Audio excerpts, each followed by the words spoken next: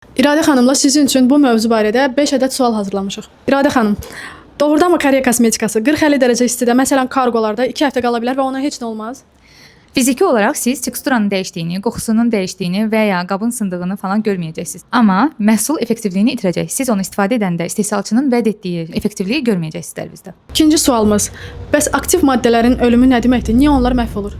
Bizim bəzi kosmetika məhsullarının içində olan aktiv maddələr bura aiddir. Vitamin C, retinol, fermentlər, bəzi peptidlər, probiotiklər, onlar led işıqları altında, günəş şüalarının birbaşa təması və ya temperaturun tez-tez dəyişkənliyi, rütubətli hava, bunlar hamısı məhsulun tərkibinin təsirliliyini itirir. Və ona görə də bəzi xanımlar bizə müraciət edən deyir, mən almışdım Riddle Shot, amma üzümə sizdən aldığım qədər təsir etmədi. Niyə? Çünki onun saxlama şəraiti düzgün deyil. Və burada ən maraqlısı bilirsiniz nədir? İstehsalçıdan alınan tarix. Məhsulun qablaşdırmasının üstündə tarixi 3 il yazıla bilər, amma o siz aldığınız yer onu istehsalçıdan nə vaxt alıb?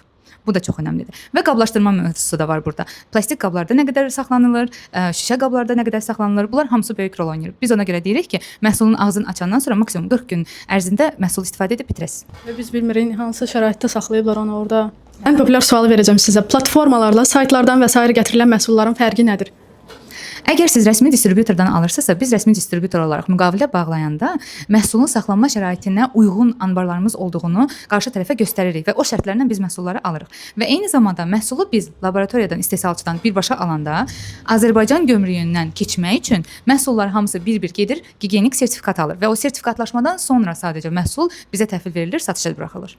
Bəs siz dediniz ki, məhsul açılandan sonra 40 gün istifadə oluna bilər, düzdür? Bəs qablaşmanın üzərində 6M, 3M yazılan o nə deməkdir?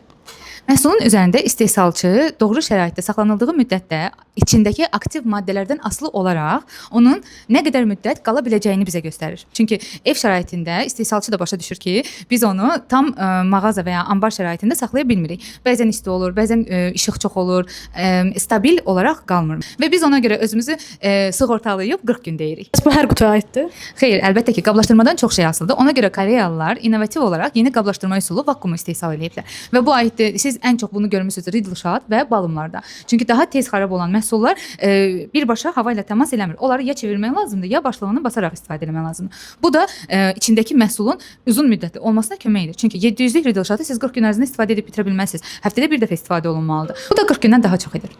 Yekun olaraq sualımız, oraya yazan şəxs haqlıdırmı? Xeyr, qətiyyən haqlı deyil.